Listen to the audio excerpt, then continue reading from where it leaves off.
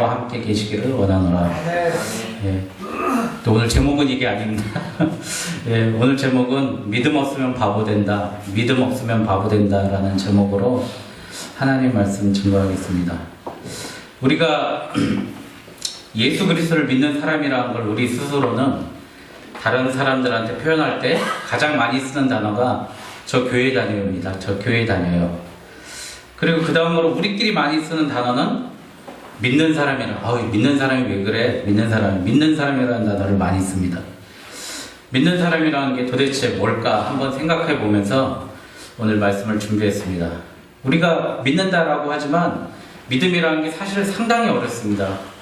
그 겨자씨만한 믿음만 있다면 그렇지 않습니까? 산을 옮길 수 있다 그러는데 그 믿음이라는 게 참 쉽지 않다는 겁니다. 예를 들어서 태양이 동에서 떠서 서로 지는 것을 믿어 하면은 그건 믿기 싫습니다.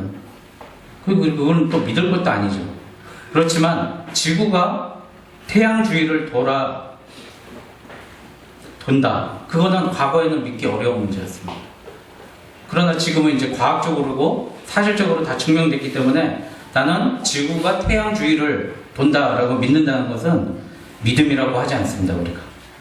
우리는 믿어라고 하는 거 물어볼 때 전제가 바로 불확실한 것을 믿기 때문에 그것을 믿음이라고 합니다. 믿음은 객관적으로 과학적으로 불확실한 것을 믿는 것입니다. 그래서 믿음이 어렵습니다. 그리고 더 어려운 문제는 믿는다는 것은 그렇게 살아야 된다는 것입니다. 예를 들어서 사도행전에 보면 주 예수를 믿으라. 그러면 너와 내 집이 구원을 얻으리라. 그럼 나 믿어 땅. 난 천국 갔어. 그렇게 끝날 수 있지 않습니까? 근데 그게 아니라는 겁니다. 우리 믿는다는 것은 그게 아니고 우리가 살아가는 삶의 총 실체, 총 전체가 믿음, 다른 말로 이를 신앙, 믿음으로 앙망하면서 바라본다는 것입니다. 오늘 다윗과 사울의 대화를 보면서 믿음에 대해서 무엇인가 간단히 살펴보겠습니다. 17장이 있는데 16장에 보면은 다윗이 등장합니다. 그때서야 이제 다윗이 등장해서 하나님께서 사울을 왕 세우신 것에 대해서 후회하신다고 했습니다. 사무엘을 통해 다윗에게 기름을 부으는 장면이 나옵니다. 사울 얘기를 간단히 하면 사울은 키 크고 멋지고 저하고는 전혀 상관없는 사람입니다. 싸움 잘하고 그때 당시에는 신앙 좋은 말 그대로 엄친아, 그쵸? 상당히 재수없는 엄친아였습니다. 네? 엄마 친구 아들 중에 맨날 엄마 친구 아들은 공부 잘하고 착하고 잘생기고 운동 잘하고 그런 상당히 엄친아였습니다. 근데 그에게 힘이 주어지니까 그 힘의 근원이 어디서 나왔는가? 이 힘의 근원이 어딜까 할 때 자꾸 나의 것으로 착각하게 됩니다. 사울은. 그러면서 자기가 제사장이 되려고 자기가 선지자를 되려고 자꾸 착각하게 됩니다. 우리가 여기서 한번 생각할 건 그런 것 같습니다. 우리에게 정말 우리가 기도하고 바라고 원하는 게 주어지지 않는 이유가 뭘까? 한번 생각해 봐야 됩니다. 혹시 그것을 받을 준비가 내가 정말 부족한 게 아닐까? 또 그것을 어떻게 사용할 것인가에 대한 대책이 없는 게 아닐까? 그렇죠? 로또 맞으면 정말 도대체 이걸 어떻게 사용할 것인가? 그거 가지고 저희 집사람하고 싸운 적도 있습니다. 1억만 줄게 그랬더니 그거밖에 안 주냐고 막 그러면서 한번 싸운 적이 있었는데 반은 줘야지 막 그러면서 했었는데 그런 생각도 해본 적이 있습니다. 우리 어떻게 사용할 것인가? 하나님이 귀한 것을 주시면 내가 어떻게 사용할 것인가? 그리고 그것에 대해서 평생 감사하면서 살 준비가 되어 있는가? 정말 평생 그걸 감사할 준비가 되어 있는가 생각해 봐야 합니다. 하나님께서 후회하셨다고 했습니다. 사울을 왕 삼으신 거. 이는 원어로 두란노 주석을 보니까요, 후회하셨다는 게 아니라 아주 슬퍼하셨다고 합니다. 하나님께서. 우리 좀 이해가 안 가죠. 하나님은 전지전능하시기 위해서 우리가 죄를 짓고 살아도 너 그렇게 죄 짓지 않았어 라고 다 알고 계실 것 같지만 하나님께서는 우리의 죄를 통해서 후회하시고 슬퍼하신다는 겁니다. 그래서 예수님께서 제일 먼저 하신 말씀, 회개하라 천국이 가까워왔느니라. 우리가 돌아오기를 바라시는 이유는 하나님이 우리 입장에서 생각하자고, 우리 입장에서는 하나님 우리가 죄 지는 것을 생각조차 안 하시고 상상도 안 하시고 꿈도 안 꾸신다는 겁니다. 그래서 우리가 죄 진다면 바로 돌아오라. 그러면 천국에서 진짜 크게 잔치할 것이다. 그렇게 말씀하시는 겁니다. 예수님의 그 애절한 마음, 회개하라 천국이 가까워왔느니라. 근데 사울은 사무엘상 31장 끝날 때까지 회개하지 못하고 자기 처참하게 죽고, 또 누가 죽죠? 아들 셋 죽고, 사울을 추종하는 사람 모두 다 죽고, 블레셋의 성곽에 그지같이 다 매달려가지고 옷 벗겨가지고 매달려서 그렇게 처절하게 사무엘상이 끝납니다. 그런 거 보면 참 마음이 안타깝습니다. 그 다음에 이제 다윗이 등장합니다. 사무엘이 이세 아들들을 둘러보다가 하나님께서 지명한 다윗에게 기름 붓는 장면을 보면서 많은 설교하시는 목사님들이나 그런 분들은 이러지 않습니까? 다윗은 성실해서 그때 양떼를 지키고 있었다. 성실하니까 양떼를 지키고 있는 성실한 사람을 하나님께서 찾으신다고 하지만, 저는 막내라서, 다윗이 사남 인류의 막내라서 다 압니다. 그 형이 7 있으면 밖에 있는 게 편합니다. 그렇죠? 밖에 있는 게 편합니다. 7명이면 얼마나 힘들겠어요. 야, 담배 사라, 뭐 사라, 만화책 빌려라, 비디오 빌려라. 저는 엄청 형들이 시켜서 지금 집에 없는 게 있다. 그래가지고 어머니 오실 때까지 밖에 기다리다가 어머니 퇴근하시고 오시면 그때. 그래서 저는 항상 어머니 공장 앞에서 어렸을 때 기다렸었어요. 지금 형들이 있는데 안 있고. 그래가지고 집에 들어가면 이제 보호막이 있잖아요. 나의 보호막이 되시는 우리 어머니가 계셔서. 그런데 다윗도 마찬가지입니다. 기름 부음 받을 때 형들은 그래도 기름 부음 받아가려고 할 일 없어서 집에 있었지만 다윗은 거기 있는 게 싫어서 양떼 지키고 있었을 거예요. 그리고 우리 속된 말로 짬밥이 안 되잖아요. 거기 있었을 겁니다. 다윗은 사실 양치는 것도, 제가 양치는 거 좀 봤는데요. 그 개 한 마리, 똘똘한 개 한 마리 있으면 할 일이 없습니다. 사실은. 그쵸? 그 양들은 막 지들끼리 몰려들라고 하는데 개는 그걸 막 흐트러 놓잖아요. 몰려놓으면 깔려 죽으니까, 거기 가운데 있는 양들이 멍청해가지고. 그러니까 깔려주니까 개 한 마리 풀어놓으면 다윗은 할 일이 없습니다. 할 일 없는 다윗이 뭘 했을까요? 수금을, 하프를 튕겼을 겁니다. 그래서 악기 연주를 잘했을 겁니다, 아마. 다윗은 그랬을 거예요. 그래서 그 무료함을 달랬을 겁니다. 골프가 스코틀랜드에서 시작했잖아요. 스코틀랜드 목동들이 제일 먼저 시작했어요. 하도 할 일이 없으니까 그 동그란 돌 가지고 나무떼기로 치다가 시작한 게 골프거든요. 그래서 스코틀랜드를 골프의 성지라고 그러는데, 그 양치기들은 별로 할 일이 없습니다. 그러니까 다윗이 노래도 잘하고 시도 잘 쓰고 음악도 잘하는 이유가 그 할 일 없는 순간에서 형들의 가정 핍박 속에서 그가 항상 하나님께 찬양하는 그런 습관을 배웠던 것 같습니다.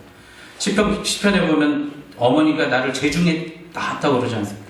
제가 보기에는 어머니에 대한 얘기가 전혀 안 나온 거 보면 또 어머니도 그렇게 좋은 이미지는 아니었던 것 같아요. 다윗에게. 참 다윗은 그렇습니다.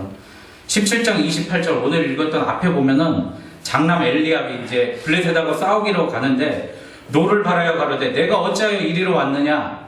들에 있는 양은 네게 맡겼느냐? 나는 내 교만함을, 내 완악함을 아노니 내가 전쟁을 구경하러 왔도다. 이 말씀도 분명히 다윗은 이 말씀대로 본다면 형들한테 신임을 못 받고 있었습니다. 물론 기름받지 못한 형들의 질투일 수도 있지만 형들은 전쟁터에 갔지 않습니까?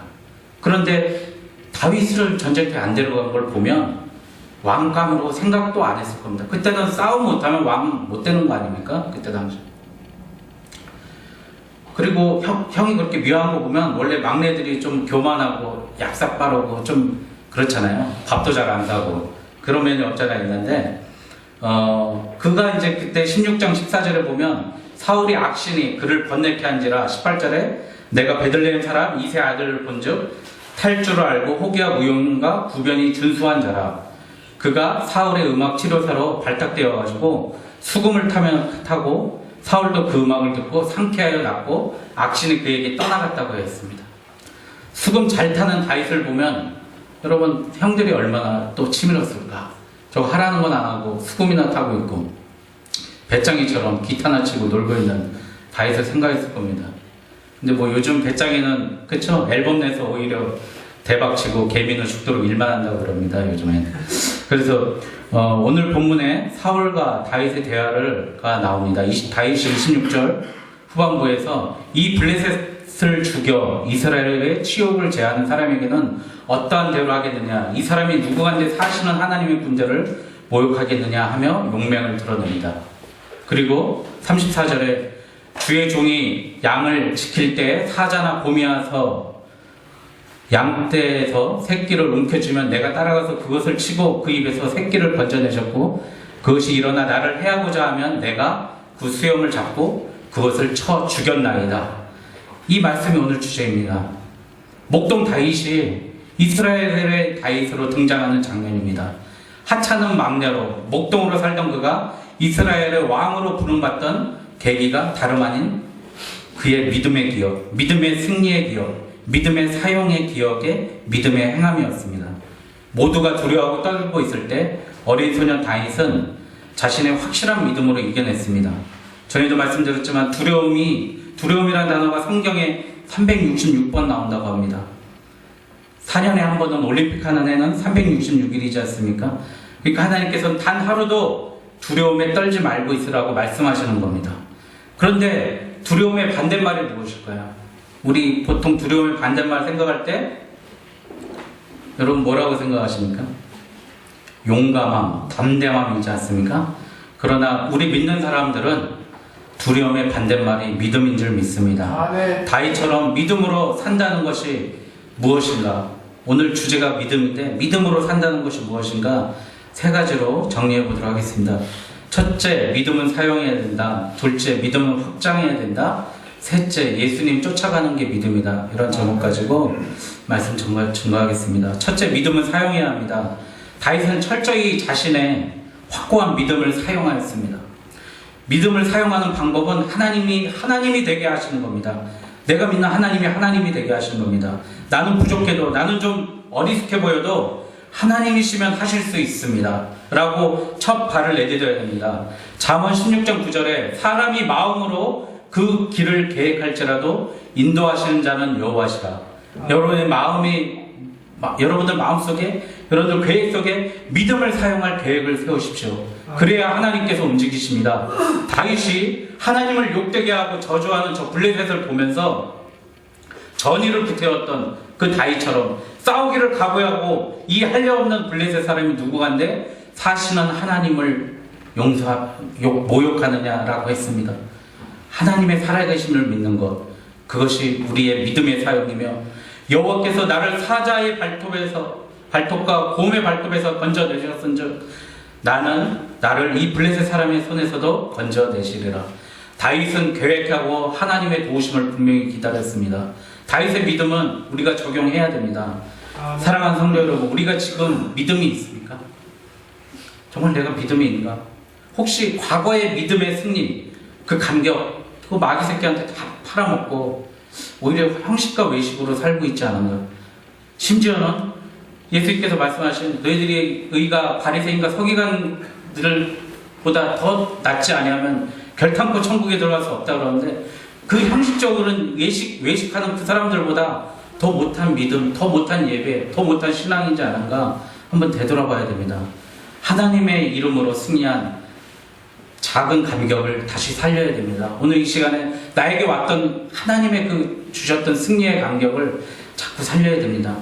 그때 내가 사용하던 프로세스를 다시 계획하고 실천하십시오. 분명히 하나님께서 인도하십니다. 믿음의 기적이 일어날 줄 믿습니다. 둘째, 믿음을 확장해야 됩니다. 믿음을 적용하는 폭을 넓혀야 됩니다. 우리 현대 신학에서 가장 큰 문제는 저는 이신론이라고 생각합니다. 디이즘이라고 하는데요. 천지 창조 성경 말씀에 구약시대 때 막 역사하셨던 하나님이 지금은 계시지 않다는 거예요.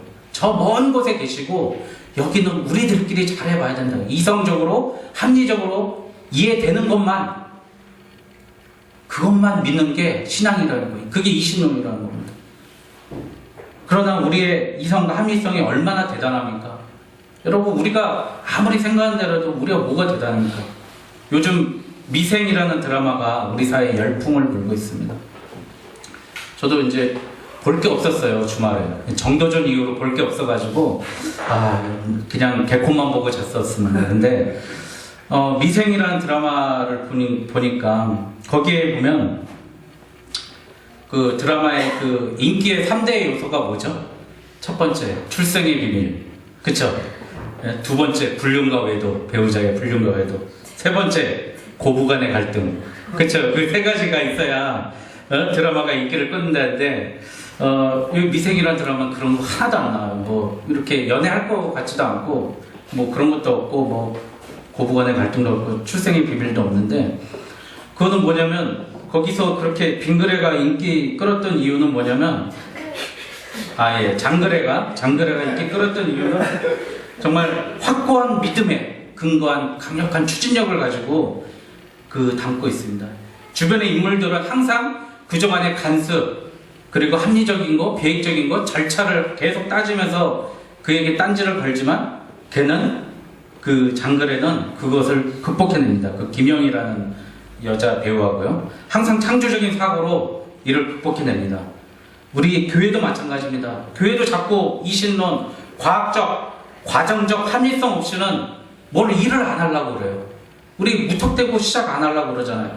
과학적, 과정적 합리성 없이는 그 교회도 이제 움직이지 않는 그런 이신론에서 우리가 빨리 벗어나야 됩니다. 멀리 있는 하나님을 내 안에 계신 하나님으로 모셔야 됩니다. 우리 안에 하나님을 내 안으로 모실 수 있는 저와 여러분이 되시길 부탁드립니다. 우리들 마음속에 있는 합리성, 이성, 그것을 뛰어넘는, 그것에 박수 보내는 그런 드라마, 그것 때문에 그 미생이라는 드라마가 있지 않습니까? 하나님은 우리 앞에 살아계시고 역사하는 분입니다. 우리 삶이 전체에서 하나님의 살아계심과 역사하심을 적용해야 됩니다. 작은 믿음을 확장해야 돼요. 우리 어린이들 이제 배웠잖아요. 다윗 이야기 배웠으니까 이제 학교 가고 왠지 등치 크고 키 큰 애 있으면 한번 붙어보고 싶은 거예요. 다윗처럼. 예? 수영장 가면 한번 걸어보려고 노력해보고 예수님처럼. 그렇죠. 지나가다가 뱀 지나다니면 모세처럼 한번 꼬리 만져보려고 그렇게 해보고. 우리 청년들은 어떻게 해야 돼요? 마음이 안 무너지는 여자친구. 그쵸? 7바퀴, 8바퀴, 여리고성 게네저 아파트 한번 딱 돌다가 맨 마지막에 선영아 사랑해. 그걸 한번 크게 외쳐보세요. 그러면 그 마음이 무너지지 않습니까? 우리 믿음이 다윗처럼 이런 식으로 우리 한번 해봐야 됩니다. 믿음을 적용시켜봐야 돼요. 내가 사자도 곰도 잡았는데 왜 나에게는 죽은 하나님이에요? 나에게는 역사하지 않는 하나님이라고 우리가 자꾸 생각하고 있다는 겁니다. 여러분들 젊은이들이 제일 많이 요즘에 하는 말이 희망 고문이라는 말을 많이 써요. 희망 고문이라는. 도대체 희망 고문이 뭔가 했더니 맨날 희망을 가져라, 뭐 해라, 뭐 박할린이 그때 강원대에서 뭐 이렇게 강의했다면서요, 이상훈 선생님. 근데 그 희망을 가지라는 거 아닙니까? 근데 거기 나온 트위터 내용 보면 오늘도 희망 고문 당했어. 우리 되지도 않는데 맨날 된대. 쟤네는 뭐 좋은 학교 나오고 좋은 환경이었는데 우린 그것도 아닌데 된대. 나에게는 희망이 없다라는 자주 섞인 말로 나는 안 돼. 그러니까 습관이 돼버렸습니다. 여러분 다 할 수 있습니다. 다윗처럼 사자, 곰, 그것보다 더 무서운 골리앗에게 믿음을 확장해야 됩니다. 사실은 하나님의 능력을 적용하는 것이 믿음입니다. 그리고 우리가 화려하고 무섭고 거대하다는 것, 그 이면에는 가짜가 많습니다. 제가 어제 이제 우리 동기 임관할 때 저희가 1100명 임관했는데 임관한 동기 모임이 있어 갔습니다. 근데 그때 만났던 훈육장교님을 만났어요. 그랬는데 여러분들 제 집에 가다가 제 카톡 대문을 보면 제가 인간한 사진이 있습니다. 한번 보시기 바랍니다. 지금 보셔도 좋고요. 한번 보세요. 근데 거기에 이제 여기 정복을 입지 않습니까? 사진을 찍는다고. 근데 이제 폼을 내고 싶어서 여기에 공수 마크, 뭐 휘장, 약장 이런 걸 다 붙이려고 막 그랬어요. 제가 사가지고 받지도 않았는데 사가지고 막 붙이려고 그랬어요. 그랬더니 그 훈육장님이 그렇게 붙이려고 하는 게 너의 약함을 역설적으로 표현하는 것이다. 그런 얘기를 하시더라고요. 근데 생각해보니까 맞는 것 같아요. 저 북한 보세요. 북한 열병식 한 거 보면 그 장군들 여기서부터 여기까지 틈도 안 보이게 다 도배를 하지 않습니까? 그리고 미사일 그런 거 이제 퍼레이드를 합니다. 군사 퍼레이드 하는데 우리나라 국군의 날도 솔직히 말해서 3분의 2는요 다 모형이에요. 무기가 거기로 다 몰릴 수가 없어요. 갈 수가 없어요. 북한에 있는 것도 다 뺑기칠 해가지고 가지고 온 거예요. 그렇게 큰 거를 이렇게 가짜는 그렇게 크게 보이는 거예요. 골리앗도 보십시오. 그 무거운 노트북, 갑옷 이거 다 들고 있을 수도 없어. 그냥 나와서 겁만 주고 사실 나와서 계속 겁만 줬다고 그러잖아요. 강 건너편에서 골리앗. 여러분 가짜는 그렇게 포장만 하고 도배하는 겁니다. 막상 시도하고 들어가 보면 그리 어렵지 않습니다. 상사들도 동료들도 나랑 별 차이 없는 부족한 사람입니다. 일해보면 제도와 간섭에 있는 골리앗을 우리 앞에 서 있는 그런 강력한 골리앗, 제도와 간섭과 관행에 있는 골리앗을 깨부셔야 됩니다. 믿음을 확장시키면서 세상의 권위와 장벽을 물리쳐야 됩니다. 네. 여러분 마지막으로 믿음으로 사는 것은 예수님 따라가는 것입니다. 구약시대에 다윗 얘기하는데 왜 예수님 얘기하냐 그럴 수 있겠지만 만약에 다윗이 신약에 태어났다면 아마 시편은 예수님 얘기를 아마 도배했을 겁니다. 여러분 예수님 따라가는 것이 믿음으로 사는 것의 지름길입니다. 예수님의 제자로 사는 것이 예수님 사랑을 간직하면서 사는 것이 믿음입니다. 죄송하지만 제 얘기 잠깐 드리면 저는 사남 일녀 중에 막내로 태어나가지고 아버지는 3년간 암으로 투병하셨습니다. 8살에 돌아가실 때 집에는 돈도 하나도 없었습니다. 우리 5남매는 다 학생이었어요. 어릴 적에 생각해보면 가난이 너무 부끄러웠습니다. 학교에서 불우이웃 돕게 한다고 쌀을 모아갖고 가득 갖다 주면 제게 1순위로 갖다 줬습니다. 그것도 생각 있는 선생님은 아이들이 모두 하교한 다음에 1시간 있다 학교로 와라. 그래서 그걸 받고 몰래 가져갔었는데 생각이 없는 선생님들은 저희 집 학교 앞인데 전교생이 줄지어서 그때 갔지 않습니까? 학교할 때? 그때 메고 가라는 거예요. 그걸 메고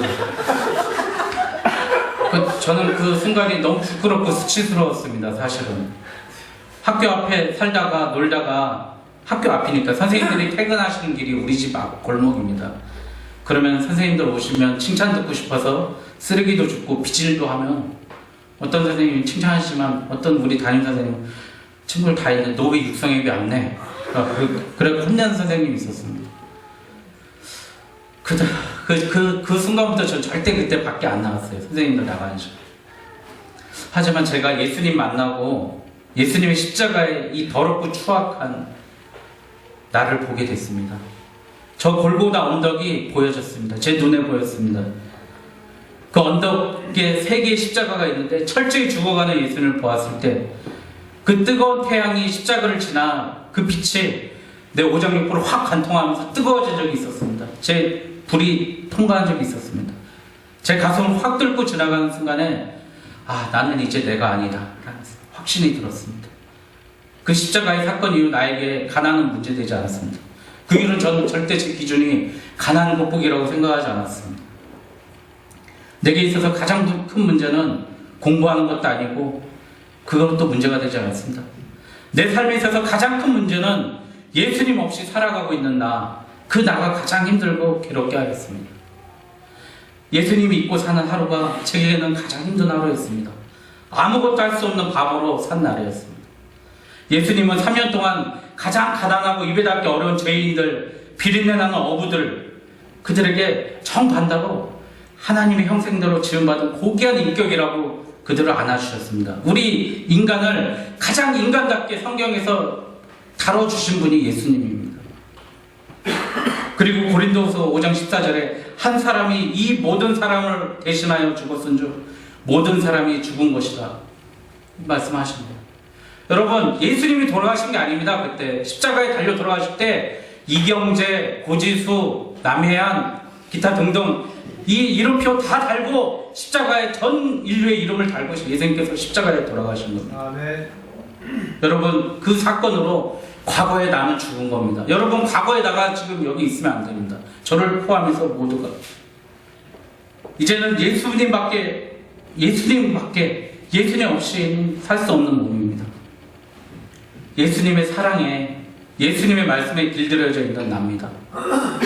예수님 없이는, 그 믿음 없이는 바보로 살 수밖에 없는 이 죄인을 예수님 그분께서 새 힘을 주시고 용기를 주시고 승리를 주셨습니다. 고린도서 5장 17절, 그 다음 절인데, 그런즉 누구든지 그리스도 안에 있으면 새로운 피조물이라.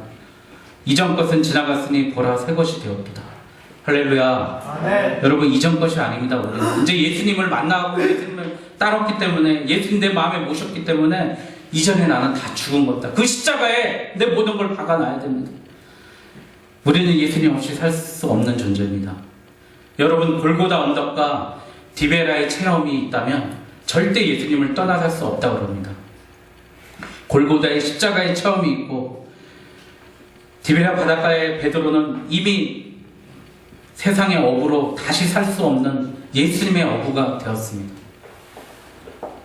그는 3년 반 동안 예수님을 쫓아다니면서 그 전까지는 인간의 세상의 어부였지만 예수님께 모든 사랑과 모든 말씀과 그 모든 것을 배웠기 때문에, 그물질하는 걸 배웠기 때문에 그는 예수님의 어부로 살 수 있었습니다. 그래서 그가 디베라 바다 갔을 때 밤새 고기를 잡아도 예수님이 없는 어부로 나갔을 때, 그물을 던졌을 때 단 한 마리의 고기도 잡지 못했던 이유가 바로 여기 있습니다. 여러분, 예수님 없이 하는 우리의 모든 것, 그것이 다 헛된 것입니다. 예수님 없이 사는 것, 예수님 없이 일하는 것, 예수님 없이 그물 던지는 게 가장 헛되고 부족한, 부질없는 바보 짓거리 하고 있는 그것입니다. 네. 여러분, 인생이 하나님 없인 것이, 우리 인생에 하나님 없는 것이 비극입니다. 우리 교회의 복음주, 나를 살리신 그 큰 은혜, 그 큰 은혜가 없는 것이 비극입니다. 교회에 내게 있어서 가장 큰 비극은 예수 그리스도가 오늘 내 가슴속에 없다는 것이 가장 큰 비극입니다. 우리가 땅을 치고 옷을 찢고 통곡하면서 회개해야 되는 문제입니다. 나는 예수님 없이 단 하루도 살 수 없습니다. 예수님만 계시면 됩니다, 여러분. 예수님만 내 안에 계시면, 내가 눈 떴을 때 예수님의 모습, 예수님 생각하면서 오늘 예수님 저와 함께 시작하시죠. 잠들 때 예수님 저와 함께 잠드시죠. 예수님 졸릴 때 같이 피곤해 하시고, 예수님 생각하면서, 예수님 모시면서, 예수님 따라가면서 평생 사는 게 우리가 바보로 살지 않는 일입니다. 오늘 이 시간에 디베라 바다에서 만난 베드로처럼, 또 다윗처럼, 사울은 십자가의 경험, 신약으로 본다면 십자가의 경험이 있었지만 디베라 바다 두 번째 만난 그 경험이 없었기 때문에 처절하게 죽었지만, 베드로는 그 두 번째 경험에서 예수님을 다시 만나서 위대한 예수님의 수제자가 되었습니다. 여러분, 우리도 그 두 번째 만남을 이 시간 다시 시작해야 됩니다. 예수님 없이 살아가는 나가 아니라 예수님 모시고, 예수님이 나를 죽여도 내 옛사람을 죽였던, 같이 십자가에 못 박혀 돌아가셨던 그 예수님을 생각하면서 우리 이 시간에 정말 예수님의 이름으로 내가 정말 일어서리라, 예수님의 뜻으로, 예수님의 말씀으로, 예수님의 권능으로 내가 일어서리라, 우리 찬양 드리면서 기도하도록 하겠습니다.